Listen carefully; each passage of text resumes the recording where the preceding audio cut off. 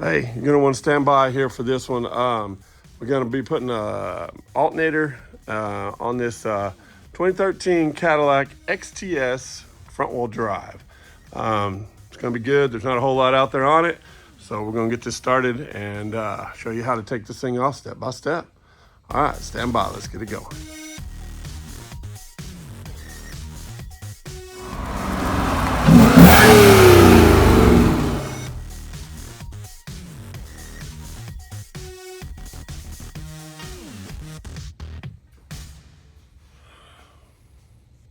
All right, hello everybody. Hey, Man Cave here. Today in the shop have a Cadillac XTS. It's got a, well, it doesn't really have a code or anything.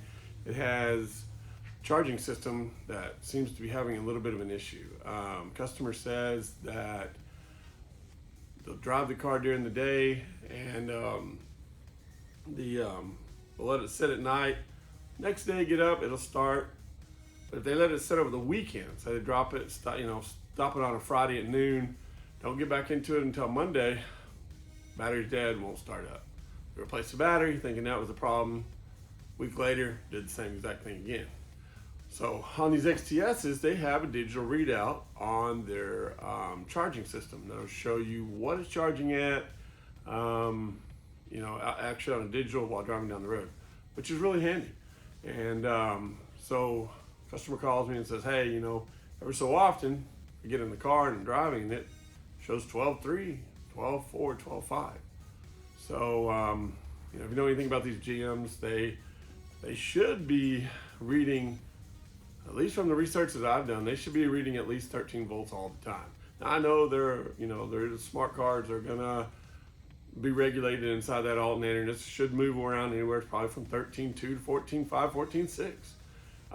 But as far as I'm concerned, I don't think it should ever drop below 13 volts. And on a good alternator system, even on these newer cars that are, have these built-in regulators, I don't believe that's the case. I don't believe they should ever drop below 13 volts. So when they're charging, when they're running, of course I know battery's only going to maintain 12.2, 12.5 at the most. I understand that. But from what I understand, these modules want 13 to satisfy, especially at the computer, want 13 while driving down the road. So if the car is only pulling 12.5 back, it's pulling from the battery. Over time, it's drawing on that battery while it's driving down the road, because more often than not, from what my customer's telling me and from the little bit that I drove it, that 12.5, 12.2, 12.4 is on that digital gauge way more often than it is at 13.8, 14. I've never seen this one go up into the 14s. And customer has another Cadillac just like it that's 1 year newer, and she says she's never seen it drop below 13.6, 13.8, and it's generally in the 14.6, 14.5, 14.4. So I think we got a bad alternator on here. We're going to change out the alternator on this. There's not a whole lot out there on YouTube. I went to research it just because I've never done one on it either. Doesn't look like it's too horribly bad, but I'm going to bring you along for it, show you what it's going to take to get this alternator out, and we'll do it step by step and show you what it's going to take to get the alternator, serpentine belt off of this car and get a new one put in it. All right, stand by and let's get to the video. All right, so let's get you in here at the car and let's show you what we're looking at. So I would take you over here and show you this. I already got the car turned off and everything, but like I said, on the dash, on my scan tool, driving down the road, this thing is running more at 12.2 and 12.3 and 4 way more often than it is at 13.6, 13.8. And like I said, I've never seen it go up to 14 at all on this model. Now, from the little bit of research I've done, it is running a 170 amp alternator, not the 220. This is where we're at. By the way, this is a front wheel drive car. It's not an all wheel drive or rear wheel drive. So of course we got motor in here sideways. We got the front top cover removed off of it. Took one little bolt that was right there. Removed that bolt. Top cover came off, sitting over on the side.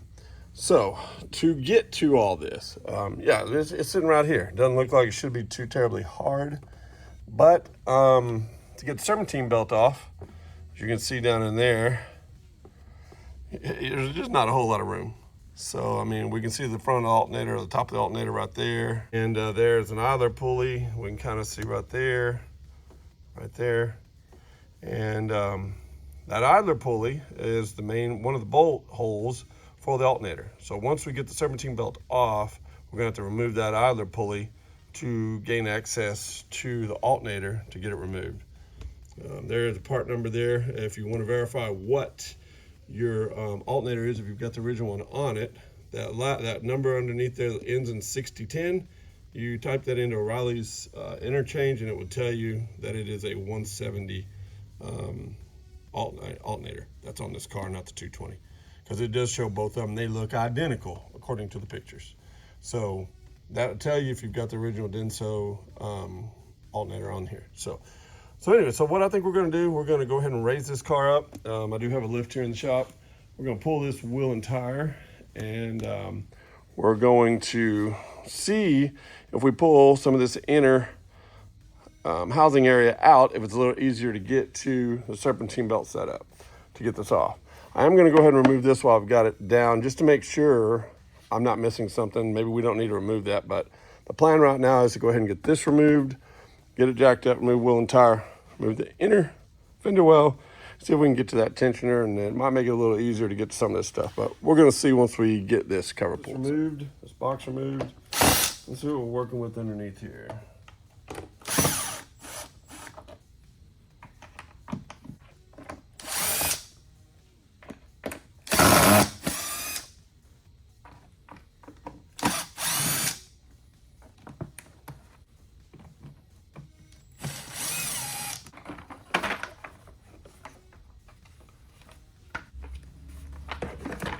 Just set that up there out of the way.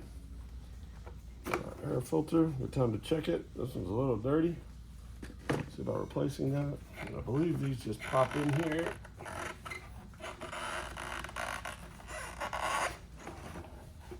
They just kind of pop in with some tabs that kind of lock them in place. Here's one here.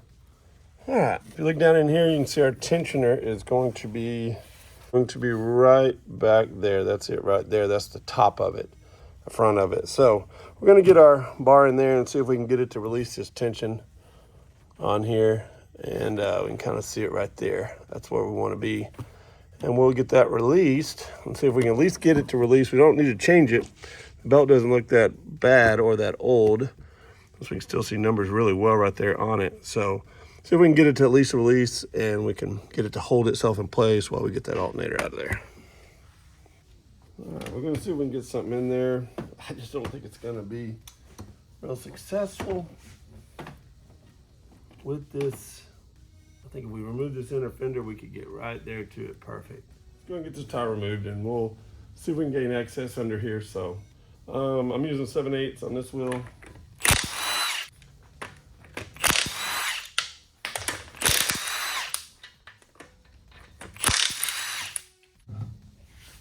So I think what we're gonna do is we're gonna remove this bottom cover here, the shield that's under here. And it looks like I can gain access from the bottom straight up to it, or I can get some leverage on that tool. From up at the top, you can't really get any leverage because the motor mount and all that bracketry that's up there, it's all in the way. So we're gonna remove this cover and see if we can gain access to it and release the tension off that alternator. Yeah, 7mm.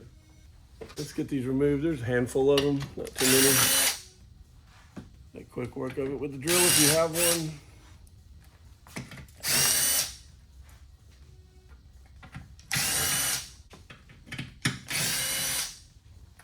Decide to hang up there, so we'll probably do. So here we are. If we go straight up, kind of off, I'm gonna move you over to the side, but you can see right up there is our tension release. And you can see it there, and it looks like I can get my hand in here, either right up and through here, and we can push that over and get that released. So that's what the plan is. See what we can do. All right, let's see if we can get this to release.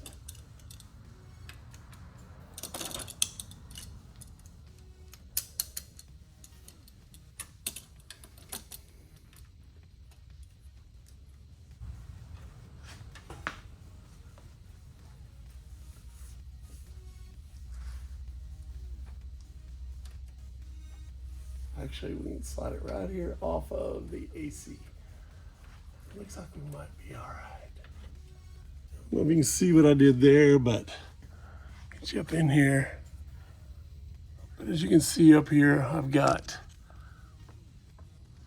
it connected. We pulled it over, released tension, and we got it to release off of here. We've got the serpentine belt now off of our idler like we need. We're gonna go ahead and slide it off of this alternator. Get that moved over out of the way, just enough to remove this. Like I said, we got to remove this idler pulley, and because it is one of the bolt holes for the alternator. Then we'll come over here and remove these two, and we also have to remove the back stud on here, I believe, if I remember correctly, to get this out. If not, it will not clear all the AC hoses that we have over here. So we definitely don't want to have to evacuate and recharge if we don't have to. So I'll bring you over here though for that when we get to that point. Let's get that bolt moved out of there on the idler pulley. All right, this should be a 15, I believe. Yes, 15 millimeter. And if you're using a socket, you might want to stop it before you get to all the way out with it, so that you don't get yourself in a jam and not be able to remove it off of that bolt. See, because of how thick the head is on here.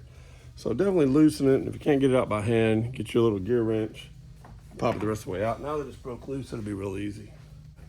Get your little gear wrench in here and get it the rest of the way out. Just kind of in an awkward spot to get your hand down in there. It's not quite that loose yet. I mean, it's loose, easy. You see how easy it is to turn, but kind of awkward to get your hand down in there, and you definitely don't want your socket to get stuck and not be able to reverse it. All right, I think we're out far enough that we should be able to work it the rest of the way out. Now, I have not disconnected the battery yet, and I'm not sure if I'm going to. I know everybody, yes, you're supposed to disconnect your battery, and so you don't worry about messing up anything, hitting anything. But I do not have a battery tender, or whatever you want to call it, to keep memory alive. And I could hook up, I guess, my battery jump pack, but I'm gonna see if I can disconnect this very easily, wrap it, and set it off to the side, because I just don't want to take a chance on messing up anything in the memory itself and just create more problems. These Cadillacs are so super picky, and I just don't want to take a chance. So that's what my plan is at the moment. And this thing will barely squeeze out of there. It'll make its way out of there. You can see here what it looks like. It's got a spacer on it. You definitely gonna want to make sure that stays on there. So that's what we're working with. You got to remove it to get that, because like I said, it goes through the main bolt hole. I'll show you that once we get it out. Actually, you can kind of see down in there now. You can probably see it. Right there is what we're looking at. So that's what we just removed to get that bolt out. So now what we'll do, we'll move over here. All right, now we're on to this side. 2 more bolts left. You're gonna have a nut that's gonna be here. You're gonna have the bolt here that's gotta come out. And then once you get this, before we pull this bolt completely, I'm gonna take this nut off, and then we're gonna take a reverse Torx. I'm not sure of the size yet, but I'll let you know that. And then we're gonna remove this stud, because if we leave this, then we're not gonna be able to clear, which I'm not sure if you can see, but there's an AC hose down there. This AC line right here, it's not gonna allow this alternator to go down that way. It was gonna wanna come work its way up and out. So to get up and out, we're gonna have to remove that stud. This one's no stud in it, but this one's gonna have to be removed. So, all right, let's get our tools and we'll get that moving. And then, like I said, we're gonna disconnect our battery back here very easily, and we're gonna wrap that up and put some tape around it to make sure it doesn't hit anything and short out. Do it your own way if you don't feel safe doing that. I don't recommend doing that, but that's the way I'm gonna do it on here, because like I said, I don't have anything to keep memory alive. It's 13 millimeter. This would be where you want to be careful. Just loosen it and take it off by hand. Do not touch anything.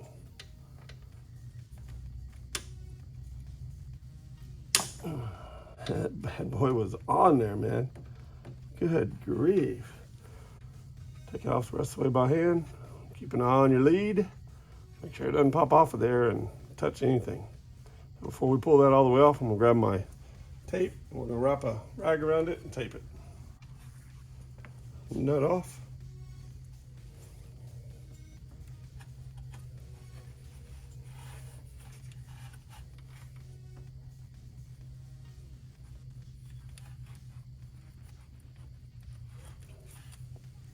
And we're gonna slide this out down to the bottom. We've got it wrapped up. I did not tape it because it's kind of hard to get tape down there, but we've got it wrapped. It is leaning on plastic and it is completely out of the way, as you can see right there. And like I said, if you don't agree with this, definitely don't do it. Don't do anything you don't feel comfortable doing when you're doing mechanic work on your vehicles. This I feel comfortable with, and we're gonna get this out of there. It's not going anywhere. It's on that side of it. Get these two bolts pulled out and get this thing off. And our bolt is gonna be bolt and nut. Will be both, looks like 15 millimeters. We're gonna loosen this one. I'm not gonna take it all the way off yet. It broke loose. We're gonna bust this nut off the other side. If we got room, yes we do. It'll fall into the bottom or something like that. We got our nut off. I want to get our reverse Torx. Let's see what we're working with here. Reverse Torx size is going to be E8 is the exact size on the Torx. But if you do not have a reverse Torx, yeah, it looks like it's a little loose, and this is going to be in here really tight. And because of how small it is, you're not going to probably be able to do much with bigger sockets other than 1/4 inch drive. But the 1/4 inch socket will fit that reverse Torx head. Now, like I said, it's got a little bit of play, but we're going to use reverse Torx so we can get it out with that. Oh yeah, no, I wasn't even in there hard at all.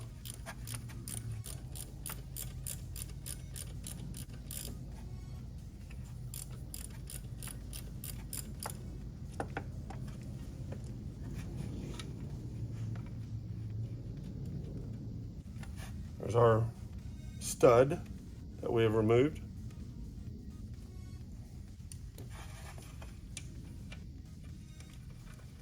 You know, if you've got some air tools or battery operated tools, whatever, you know, I've got all that, but because of how tight area everything is, and I don't know, I just chose not to use them this time around. So, all right, well, I'm gonna take my hand over here and see if I can re-support this so that it doesn't just fall.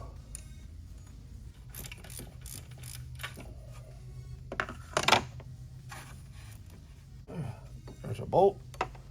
Let's see if we can work this up and out. Like I said, remember, you're over there loose on your wire. You've got it wrapped though. Shouldn't come into play at all. Lift this straight up and out, hopefully.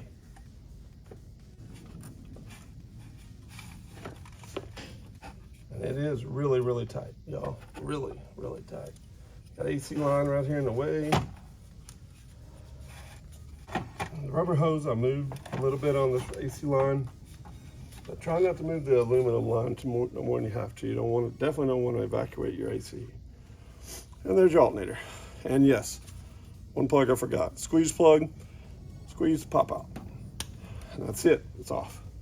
As you can see, we got everything off. Everything came off nice and smooth. Didn't, you know, cut any knuckles. We got our line still wrapped up, sitting right off to the side. Shouldn't have any issue there. We got our belt hanging out. Didn't release off of anything in the back, down on the bottom, just right there on the AC and everything. All right, and also I think I'll probably go ahead and replace this idler pulley.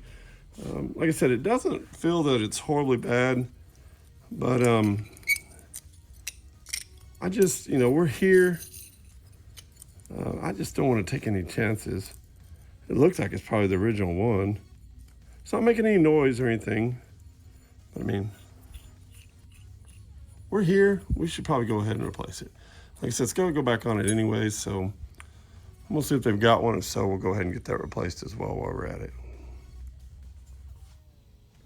All right, and here's the one off. We're going to go ahead and get to the parts store. We're going to take this with us. It does have a core on it. make sure too that we are the right one, and have them double check the interchange that I checked online with. And we'll get the new one, and we'll get back here and get the new one installed, and I'll show you how we'll do that. Back here with the alternator, we're gonna go ahead and, since I showed you in detail how to remove this, it's a reverse opposite of going back in. I'm gonna go ahead and put this on a time lapse on putting it back in, and just kind of have you right here over my shoulder watching me put this back in. And if I get to a point where I think that something's different or something changed, then I'll cut in and bring you up to speed on what we're doing. All right, well, let's get this time lapse going and we'll get this installed. Part number. There's a part number that is from O'Reilly Auto Parts, and that's the part number that we're going to put on here. This is the 170 amp alternator. All right, just so you have that as a reference. So.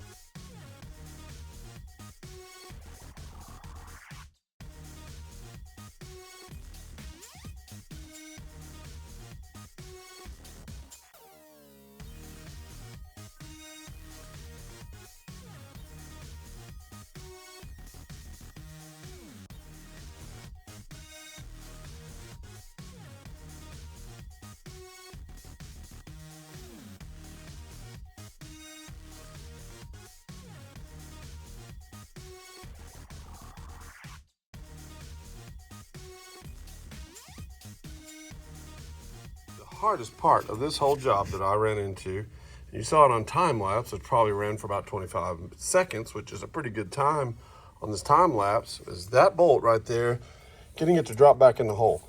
You have no room. I dropped it 3 times trying to get it in that hole, and the best way I found to do it was to wedge it from here above this frame part right here and just kind of walk it in back into its hole, and then it'll slide and drop right in and push at the same time. And that's the only way I could get this thing to even get back into its hole. And I still might have to loosen these bolts here to get it to tighten down, because I don't think it's supposed to be quite this far out yet. So, but anyways, I just wanted to bring you in here, like I told you I'd bring you in here for this stuff if it looked like there was anything difficult. But that was probably the hardest part of the whole job, getting that back in there. So.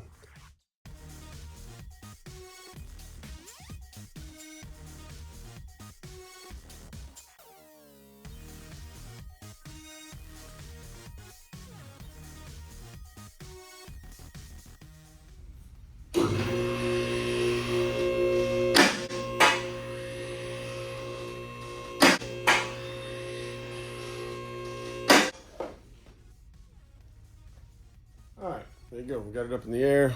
We got that everything back on it tensioner wise, and what we're gonna do now is come back up in here, reach your hand up through here, and see if we can get that belt put back on.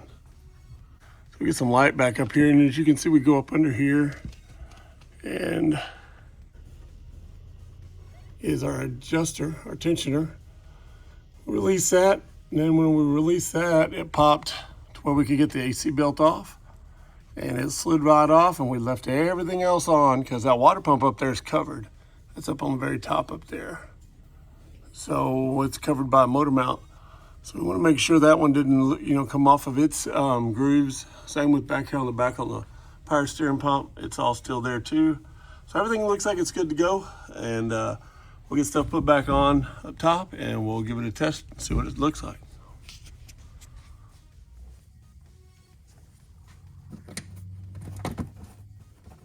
All right, there you go. Got all that put back on.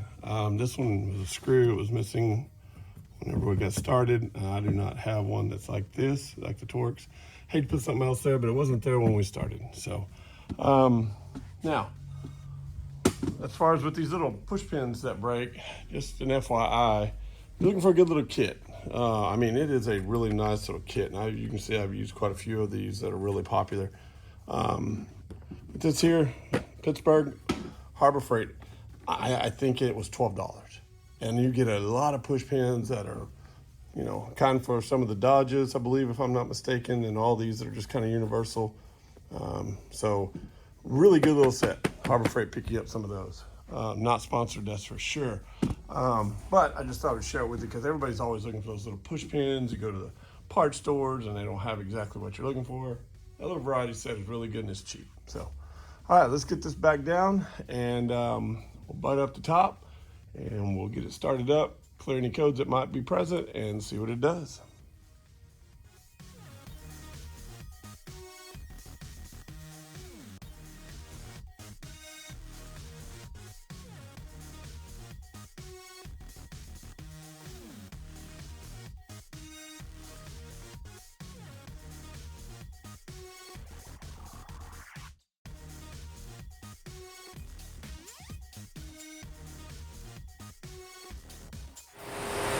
Alright, we got it started and running at the moment. Everything looks good, everything's turning like it's supposed to. Got our battery up now where it's supposed to be. Our alternator up here in the 14.2.3. That's with lights on, AC running. So that's really good. Much better than what it was when I came in. Alright, we'll get it shut off, we'll get our stuff on it. We'll probably go drive it. I probably won't take you long for that, but we'll check it out and make sure it does everything it's supposed to do while it's running down the road. All right.